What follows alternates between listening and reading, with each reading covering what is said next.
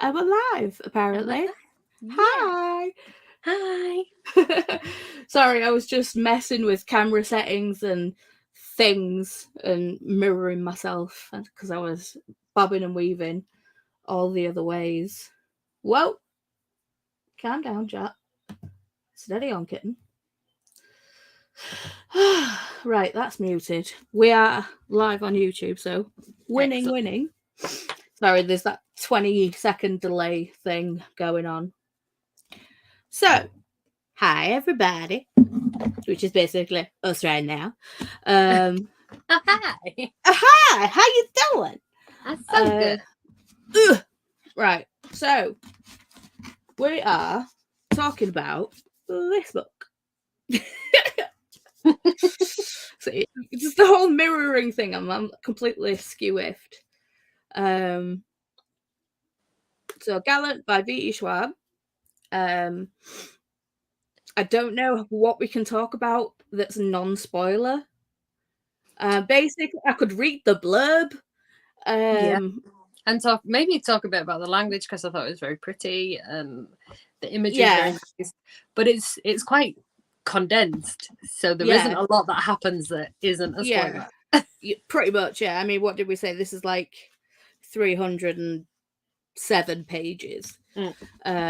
So for the content that is here, you'd think that, like, sorry, my brain just went into buffering mode. It was like, So yeah, for the amount of pages there are, you'd think there'd be so much less, but she does manage to pack so much into it. It's insane. This is your first V.E Schwarb book, isn't it? Yes, it is. You've not read anything by Victoria Schwab because the same person. It's just for a younger audience, she tends to do V.E Schwarb, and for older things, she does Victoria Schwab, or the other way around. I can't remember. I would say it's V.E Schwarb for the younger stuff because this is definitely a YA. I would say. I'd say it's like YA middle grade. I feel like, to me, it feels more like a middle grade than a YA. But I think that's just because she's like 14 in the book. Yeah. But that's Olivia, our main protagonist. Yeah.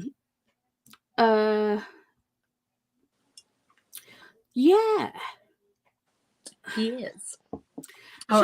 Shall we just go on? Go on. I was going to say, read the blurb, and then we can maybe do some non-spoiler stuff. Oh, maybe. She's 16 here. Oh. Yeah. Okay, so 16-year-old Olivia Pryor is missing 3 things: a mother, a father, and a voice. Her mother vanished all at once, her father by degrees, and her voice was a thing she never had to start with. Her only companions are the ghouls she sees and her mother's journal, which captures a mind in turmoil. Near the end of her time at Marylant's School for Girls, Olivia receives a letter from an uncle she's never met, summoning her to his estate, Gallant. But when she arrives, she discovers the letter was years late. Her uncle is dead and the estate is empty, save for her cousin Matthew and the servants. Olivia is permitted to remain, but must follow 2 rules. Don't go out after dusk and always stay on the right side of the crumbling wall. But Gallant is a house of secrets, a house sitting in a lonely vigil, a place where ghouls are powerful. As Olivia searches for answers about her family, her past, she discovers a dark reflection of everything she knew, an ancient realm where ghosts take form and the Dark Master sits waiting for her. Yeah, that's pretty much all you can say without spoilers. Well done. Thanks. So, yes. It was written very well. I love V.E Schwab's writing. It's very lyrical and kind of it's very atmospheric as well. You kind of feel what's going on as well as, like, you know, just reading the words. Yeah, I like it a lot. I like it a lot. It was one of those where you stop sort of reading the words and you start living the story, which is something that I've not really had for a long time. Mm-hmm. Probably because I'm now an adult and books are now aimed at my adult brain. But like, it really took me back to a place where I was seeing the action in my head rather than reading the words on the page, and that was really nice. I think she did a really good job in creating characters, creating settings. And like you say, very lyrical. It was almost like reading poetry in some bits, especially the journal entries were very good. Yeah. So with all that being said, I think we're going to have to just jump into spoilers and then talk about the book unbox the book that we're going to be reading this month. Yes, indeed. I'm excited. Going off the desk. I'm so excited too. So yeah, let's jump into spoilers. So yeah. I will. Well, this is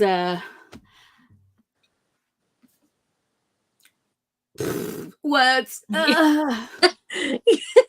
Sorry, we met earlier.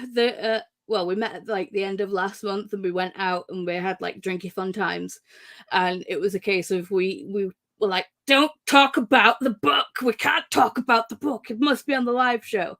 And my brain's still in that. We can't talk about the book. But we can talk about the book now. I know. So how did you feel about having a mute character as like the main protagonist, and like, you know, how she managed to communicate with people? So I was a bit reluctant at first because I was like, oh, here we go with another character who's got this major flaw in communication with the world around them, and how is this going to be different to so many other stories that we've had that are very similar. But then, you know, when you find out that she's actually inherited that from her dad, which we need to talk about because that's confusing. Yeah. Confusing. Yeah. You know, there's a real reason why that is part of her character, and I thought that she communicated very effectively with the people around her, and it also made her much more isolated from the real world where she'd grown up for so long. And then when she came home, when she was at Gallant, and then she was able to be understood because there were people there who would sign with her or who just understood. And then when she went over the wall and she was heard for the first time, I thought that was all really powerful. And it also had that real sense of her belonging there, because that was a place that she could be understood, where she had never had that before in her life, you know. So I thought that was really powerful and really clever, the way that was done. I really liked that the book that V.E Schwarb didn't try and fix her. Yes. There wasn't a magical waiting for the point where she screamed out, or she went home and all of a sudden she could speak, and that never happened. And I thought that was beautiful, really good. I thought it was really good that happened, because it's like it's not about that kind of thing about her. It's like that is just who she is. Yes. And that's like, you know, and a lot of books always tend to, you know, the main character needs fixing in some way, and it's always by mostly a partner, a man that turns up and, like, you know, magically, like, you know, is her other half and calms down whatever, and fixes her, and it's magic, and you know, the power of love. Screw off. Like, I liked that there wasn't any romance in this. I was just gonna say that it's really like, because you would expect in that kind of age group, you know, she's 16, 14, 16, whatever age. Well, I was reading a thing, and it's like, it said that in different countries she's different ages. I was like, okay. So that's why I was confused. Yeah. And then she even had that very brief romance with the boy who was courting her from outside the school or whatever, and she just wasn't interested. She wasn't there for it. And I was like, come on, girl, like, excellent. even though that was, she saw that as a way of getting out of her situation, you know, and then it turned out that she didn't need that. She didn't have that. It was more about having a family to go home to, which you know, again, is really powerful. It's more important than, and I like that Prince Charming, whatever. Yeah, I like that the family. Well, it kind of was like a found family in a sense. Yeah, because I mean, though Matthew was technically her cousin, it felt more like she connected with the servants. I don't really want to call them servants, but no, because they definitely weren't. Even though they worked, you know, they were employed by the family. Like they were obviously part of the family and had been since her mother lived at Gallant. You know, she'd seen her mother had written about them falling in love in her journals and stuff. And that was again, sweet. That was never, I like that. Yeah, it was none of that was overt though. Like it was just normal, natural. Like, families coming together and stuff like that. It was such a beautiful book. Such a beautiful book. Like it was more. Sorry if you can hear Wyatt. A little bit. It's okay. But the found family aspect, and also the hang on, I've got it written down here. Can read my writing.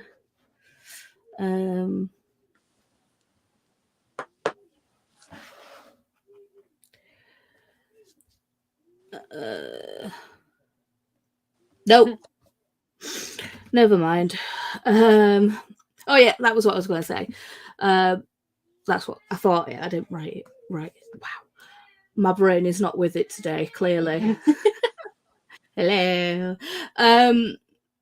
But it was more family is who you are. Well, it's more people than place.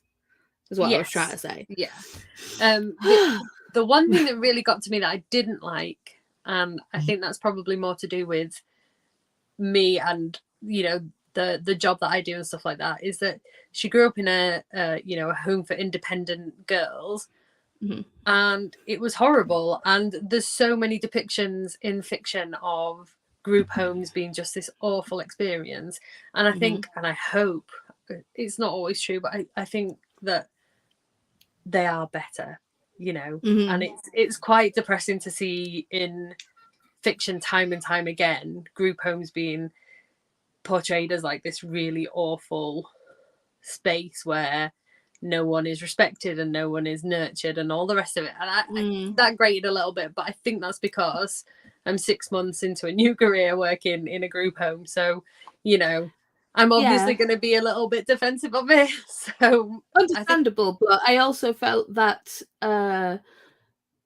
it was more situational with Olivia and her not being able to communicate, how like the nuns or whatever wouldn't sign with her. Like they wouldn't communicate with her, so she was pretty much overlooked all the time. And it's like none of the kids even tried. So I think it's just one of those that for me has been a little bit like done to death. She could have grown up in a very different situation that wasn't that was still terrible, but it's a mechanism that is useful in, like, you know, she's had a terrible childhood and she's desperate. It's a plot point to jump off from. Yeah. I'm just a bit with the whole thing. Fair. How did you feel about her being able to speak telepathically with the ghouls? I really enjoyed that. There's not a lot about the book that I didn't enjoy. That's my one like negative.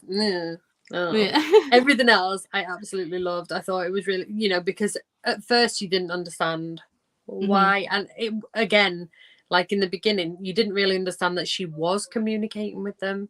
It's only when she then started communicating in a different way with her mum when she got back to Gallant that you realise that, oh, actually, it was the intention behind the look and not just her looking at them that made them go. Yeah.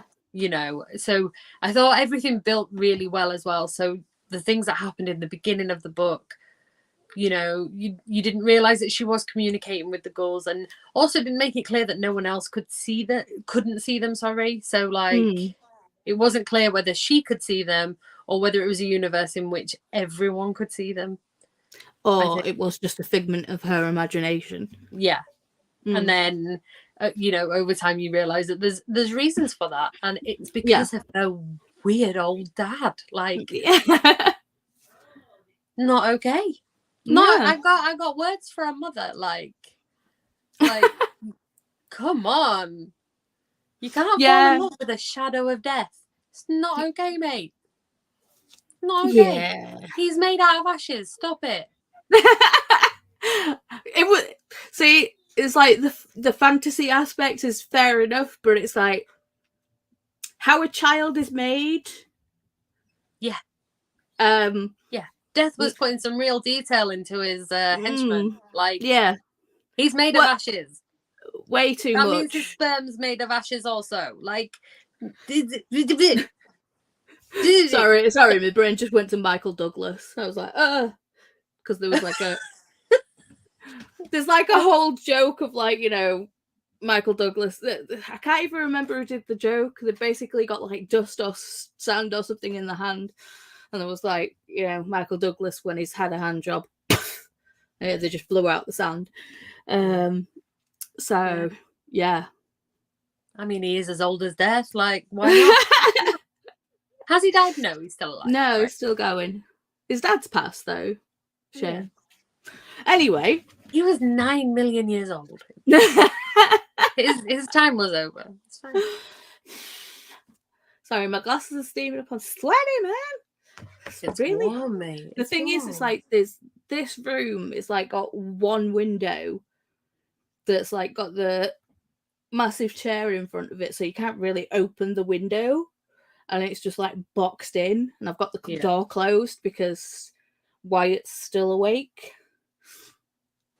And he's in a mood. This happened last month as well. Yeah, well, the thing is, it's like Wyatt, because it's daytime. Well, it's not daytime, but because it's so light, Wyatt doesn't have the switch. You're not mirrored. You need to do it the other way. No, other way.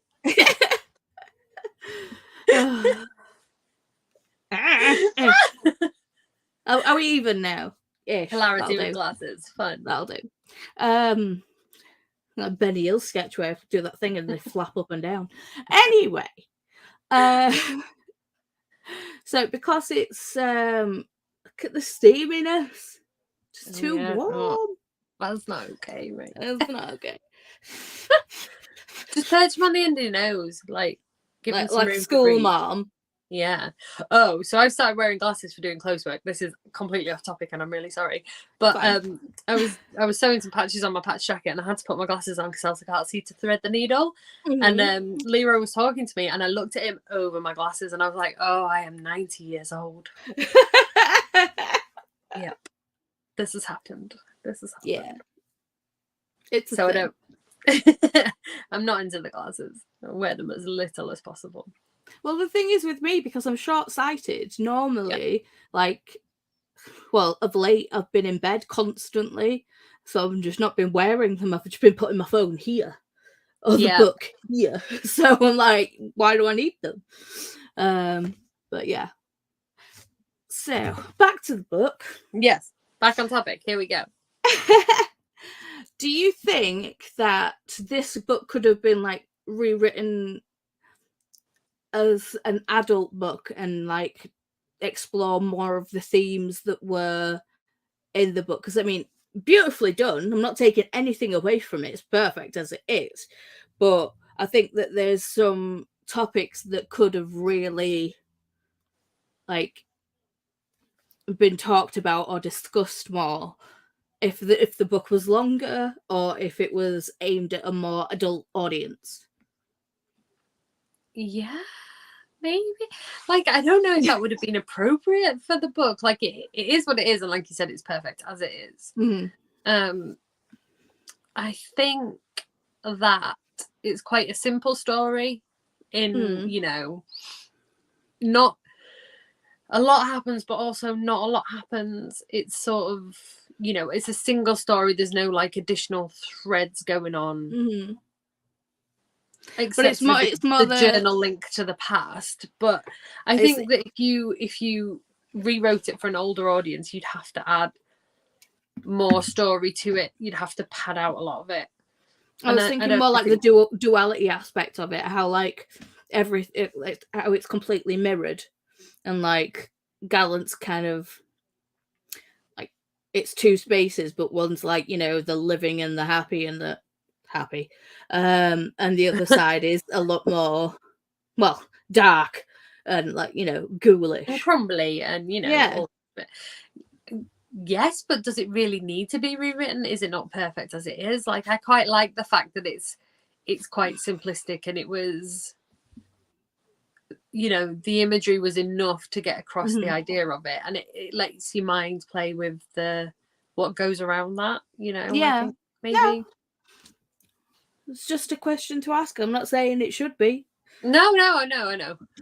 These are the questions that I've, like, you know, thought about and written down. Yeah. Did you like the artwork in the book, and did you think it added to the story? Can't talk about it because I listened to it on Audible. Sorry. Fair enough. Okay, well, whenever show me some examples. Well, whenever the, like, you know, Death was talking, it was on black paper. Oh, that's beautiful. Okay, I'm gonna have to buy the book now. And we have like images of like the sat by the wall. Oh yeah, no, that's gorgeous. The journal entries. So, are the crossings out in the journal entries? Yes. So I listened to some of the audiobook, and it's kind of like, it just had like a scratching noise, and I was like, oh, okay, all right, things have been crossed out. Journal entries. Oh yeah. Oh, that's gorgeous. Okay, right. I need. You're like, I've got to buy the book now. Damn it! Buy the book because obviously with her mum, she was writing, but with her dad, he did it in pictures. Like pictures. Also, I found it really frustrating that it kind of, the book touched on the fact that her dad wrote in gestures and like this kind of beautiful imagery and stuff. That way. Trying to see the crossed out stuff. Refocus. Yeah. But it never really revealed what her dad had to say. Oh, I get you. Yeah. You're going to have to buy the book now anyway. I'm going to have to buy the book because probably I'll understand more if I can see what her dad drew. Yeah. This will teach me for cheating on my homework, won't it? Well, I listened to some of it on Audible. It's like I kind of switch. Yeah. I was looking for an audiobook of this month's book, and there isn't one. So I'm like, damn it. I think it's quite a small publisher though, so yeah. Whether they've got the money still would like one, production. But still. So no, that means I'm gonna actually have to do the homework. You're gonna have to actually read it. Okay. You have to use your peepers and read it. Because I still class listening to it on audiobook as reading it. It's just a different information. It's just a different way of getting the information. Yes. I was pissed off that Matthew died. That they ended up like. Well, yeah, I thought it was quite. I think it was what, because she's experienced like all the loss of her family. I was like, just give her one family member. Come on. Yeah, but also it was kind of a dick. No, not even that. That's just the way for her family. Like, do you know what I mean? They're all destined to live at Gallant and protect the barrier and die there. And that's their family oath. That's what they do. And I'd be interested to see if she does a sequel to it, because obviously now she is the last. God damn it! You know, because Olivia's the last one. She's the very last. So what happens when she's gone? What then? Well, she's the very last right now, but you know, she could still grow up and have a family. She won't though, because she understands the gravity of her position. And she also has first-hand experience of how much you can fuck up a child's life just by having them. Fair. So, now reading this, because this was your first V.E Schwarb, will you be reading other books by V.E Schwarb? Yes, and I know you told me one on the last recording that we did, and it's The Invisible Life of Somebody. The Invisible Life of Addie LaRue. It is absolutely amazing. It's behind me. I want to go grab it, but I'm wearing pajama pants. Okay. I mean, I'm not gonna lie, I'll probably download it on Audible. I've got a credit left. I am so bad. Like, I'm so lazy. That's fine. No, even the audiobook is stellar. Yeah. I mean, I just recently got her conveniently placed. She's done a story. Well, she did 2 books about villains and, like, you know, villains being like the morally grey characters and stuff, but like this is kind of a extra story and it's all graphic novel. Oh, okay. I don't know how I feel about a graphic novel. Yeah, but if you should read Vicious, though. It's awesome. And if you like Vicious, you probably like the sequel, which is Vengeful. Okay. Just basically read her other books, but definitely read Addie LaRue. You will love it. I'm telling you. I gave it 5 stars. And it's very rare that I give books 5 stars. It's like they'll get a 4 stars at the most. But if I love it, it gets a 5. So it did get a 5. I absolutely loved it. Excellent. All right. Well, I'll give that. I'll check that one out. You need to. But yeah, going back to Matthew, I think it was appropriate that he wasn't saved because the whole thing was all about the inevitability of death. You know, you can't kill death. You can only banish it for a little while. You know, and so it was quite fitting and poetic that he died in the battle for the barrier. You know. And it was sort of, I felt it was sort of right as well that when she went to rescue Thomas, it turned out that he'd been dead the whole time, which was also a bit of a, like, that's a common horror movie trope, isn't it? The kid was dead or the whoever it was dead the whole time. But it was done really well. You know, I was like, is she going to be able to actually bring someone back from that realm? Like, yeah, I also thought, like, maybe I thought it might go a different way in that, you know, Matthew would reject him, and when he was saying that's not my brother, yeah, I was like, oh, he's just responding to the stimulus that he's got in front of him because he can't believe that his brother has come back. And then I thought, oh, I wonder which way this is going to go, whether Matthew's going to, like, kill him thinking he is a personification of death, and then it turns out that it actually was him, which was one way to do it. Obviously not the way that she chose, you know. Can't all be geniuses. Whatever. Hey, the way she wrote it was perfect. Oh no, it was. Yeah, like I say, I really enjoyed the book. Like, I didn't think there was no part of it that made me go, apart from, you know, the home, the wicked children's home that she grew up in. Yeah, but then if she'd have grown up in a really nice family home, would she ever have gone back and all the rest of it? Yeah, I understand that it's an easy launch pad for a story. Speaking of, like, the group home, the set 2 that she had with Annabelle at, like, when she was telling the story about, like, that, I would have straight up punched her in the face. Yeah, I got that feeling of, like, hot rage in my belly on her behalf. I was like, I would have killed that kid. Like, she wouldn't have walked away. Like, that's the only link that you've got to a family you've never met, and someone's A, taking the piss out of it, and B, damaging it. Bitch, please. I really had to take a moment when I was reading. It was like, I'll just put the book aside and have a minute. Okay, like, what time? I'm getting angry at people who do not exist. Like, it's not okay. I do it all the time. When there's a character that I absolutely detest in a book, I'm just like, I think one of my main, like, questions of, like, when I read a book is, like, who would you punch and why? So Annabelle, and maybe Matthew, because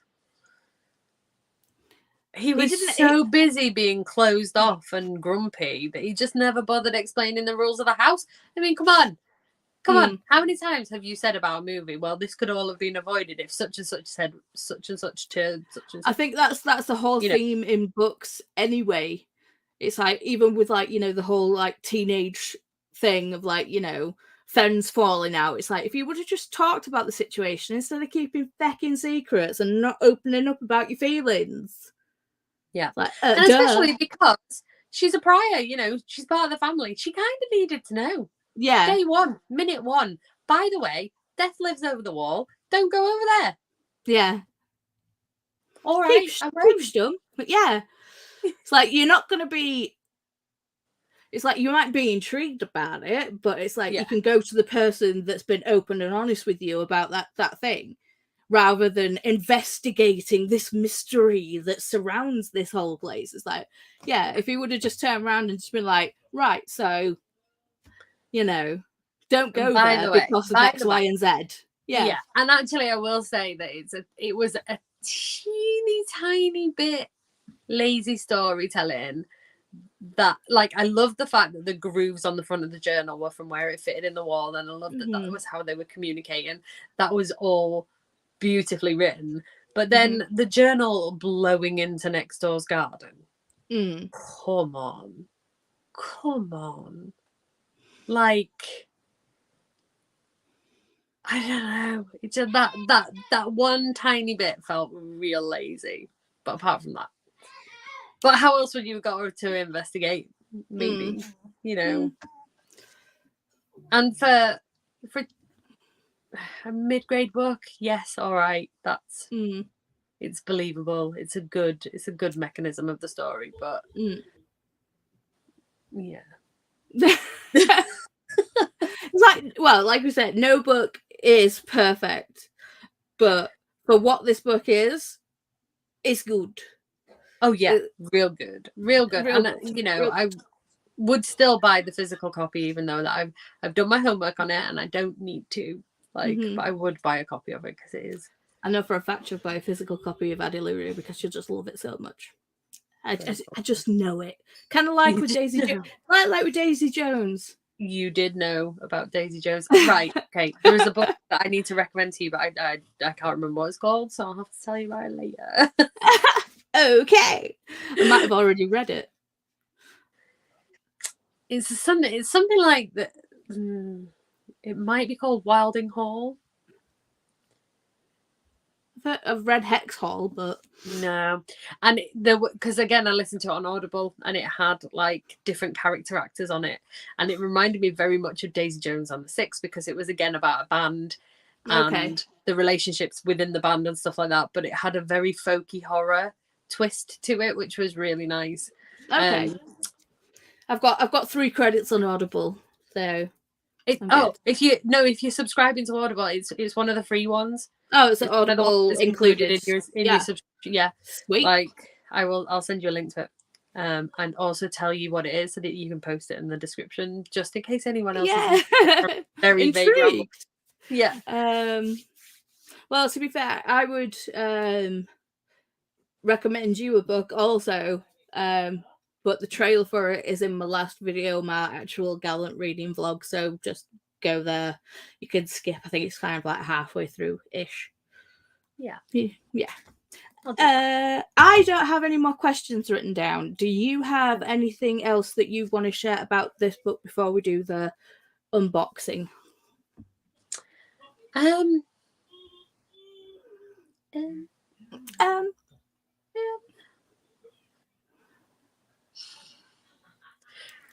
I'm trying to think if there were any other standout moments that we've not really talked about, but I thought the characterization of death was quite cool, like, and the change that he went through between when he stepped over the barrier into the Gallant garden, and how he went from being this like paperwhite thing to being like quite vampiric and all the rest of it. I thought that imagery was really, really good. And I really enjoyed the scene with the dancers. Like, where they were all like dancing and then turned into dust. Again, quite Interview with a Vampire, people turn into dust and then just crumbling away. I really enjoyed that as well. But no, I don't really have anything more do with the story. I don't think See, nothing. that's the thing. When you both love a book, you can be like, oh, and this, but I think it's a lot discussion wise. I think it's better when there's people that disagree with your opinions. Yeah, if you get me. Or when everyone hates the book. Yeah, Well, you could just when people hate the book, books, it's like, ugh. Yeah, it's like, I do love this book. I do give it. And also apart from like the nuns at the beginning, there wasn't anyone really to hate in the book either. Like, well, because, Annabelle. Yeah, but what that felt like quite a short period of time. I felt like that was quite condensed. You know, and also she was quite insular when she was in the home, so I didn't really hate them. Like, apart from Annabelle, boiling rage. But you know, once she'd left and she'd gone to Gallant, like, there was no one there who was like, even Matthew was a sympathetic character. You understood why he was the way he was. You know, and death is inevitable. Yeah. So he was all right. Do you know what I mean? Like, he was quite cool, actually. I would have talked to him in a nightclub. So yes, I did like this book, but I only gave it like 3.5 because to me it's like I did enjoy it, but I think her other books are so much better. So going into this, it's a V.E Schwarb book, yes, and then it not meeting her past kind of vibes for me, even though this was still really good, it wasn't as great as her other things. So I would give it a solid 4. Like, okay. I enjoyed it very much. And it was pure little niggles that knocks it down from a good 5. So yeah, I'll go with a 4. Okay.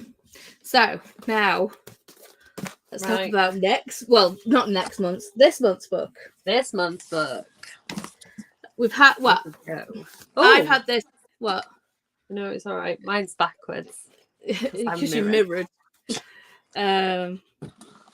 So this. Oh, and also it was upside down as well. I'm doing really well. When did we actually buy these? I think. It was just over a year ago. So I've had this in the box for over a year because we specifically bought it to read together. Yes. And we've just not got round to it. Hence, like making the book club, and it's like gonna happen.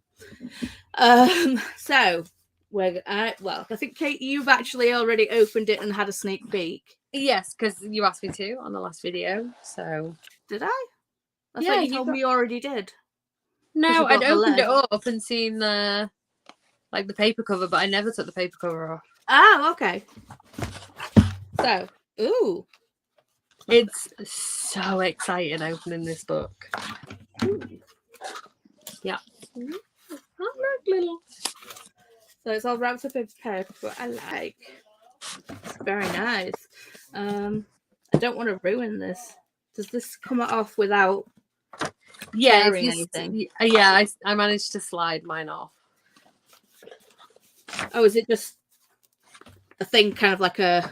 It's book? Like it's just a folded piece like of a paper. ribbon around the book. Yeah. Okay. Come on, get off.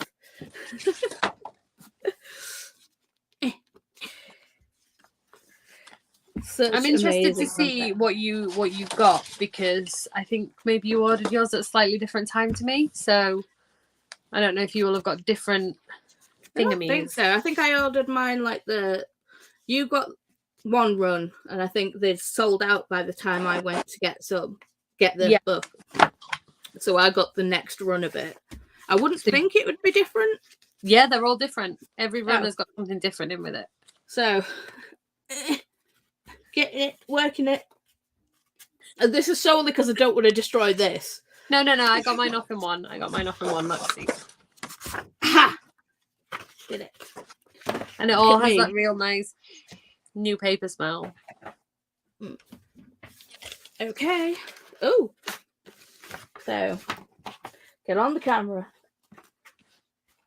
Oh, I love a sprayed edge.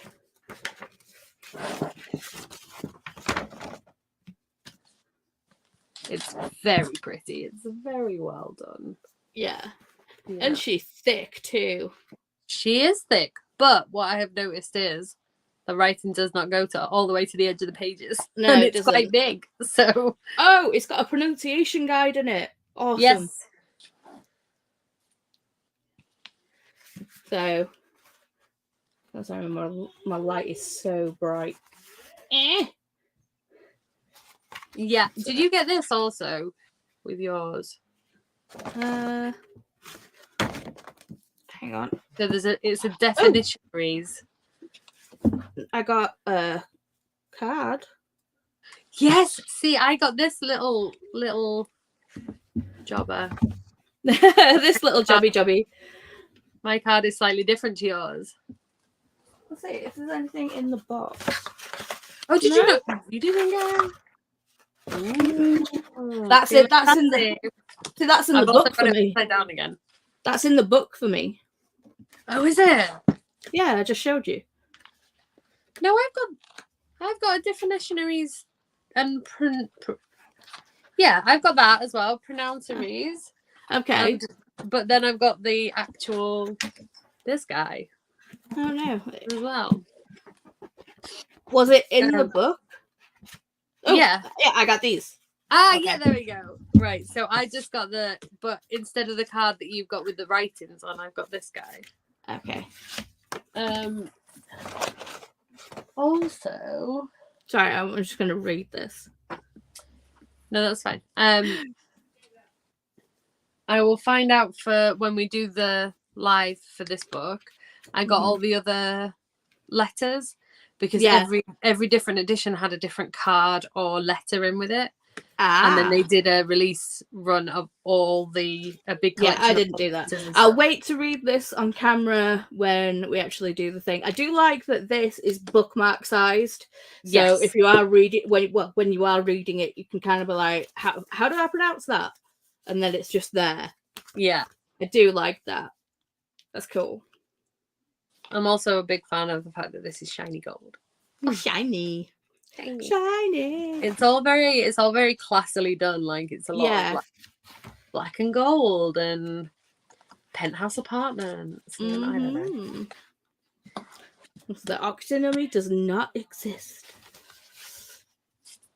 which is a bit matrixy, but we'll see how the book goes. I also like the design on the back. Yeah, very pretty.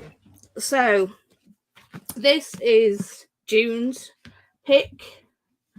So hopefully you got it in time, or even if you've got this and had it on your shelf and just not got round to it, or if you've read it and not had the right people to talk to about it, feel free to join in our live for this one. It will probably be at the beginning of July, like this one was, but then we had to switch dates for reasons because life likes to get in the way of things. Yes, it did. So yeah, I don't really have anything else to say right now. I'm just happy that this is unboxed and I can actually read it, get into it. Okay, I'm gonna call you out on camera and say, when are we gonna finish S? When are we gonna do that? We're gonna have to do that not as part of the book club because 100%. We'll have a separate May date and we will talk about the horror that is that book. Well, hopefully the story that is revealed that is not the ship of Theseus. Yes. I mean, it can't be much worse. It's gotta be. It's gotta be in some ways better. And I think that what we'll find is when we start reading the surrounding stuff, is that there's a reason that it's the most insane thing I've ever read in my life. Yeah. If you want to know more of our thoughts and feelings on that, there is a live show to the Ship of Theseus, kind of part 1, on the channel. And we will do a reading. Well, because we did the live show on S, we will do a live show of how we felt when we've actually read the book properly, like fully. But I think that'll be so that it's not part of the Pleasure Your Shelf book club. We also need to think about picks for next months, like July. So we'll have a think about it. If you guys want to think about it as well, put any suggestions in the chat of Goodreads in the actual book club thing. I'm thinking about making a Discord for the book club as well, because it's, you know, it's easier to chat in Discord, and a lot more people have Discord than Goodreads, because Goodreads is owned by Amazon and it's kind of lame. So anyway, things are in the works. We'll figure it all out, but we'll have a think. If we have two very different opinions of what to read next month and we have no suggestions, we could put a poll up, see how we feel. But yeah, that's pretty much it. And hope to see anyone for the live show of Octonomy in the beginning of July. In the beginning of July, yeah. Yes. So see you guys later. Bye. Bye guys.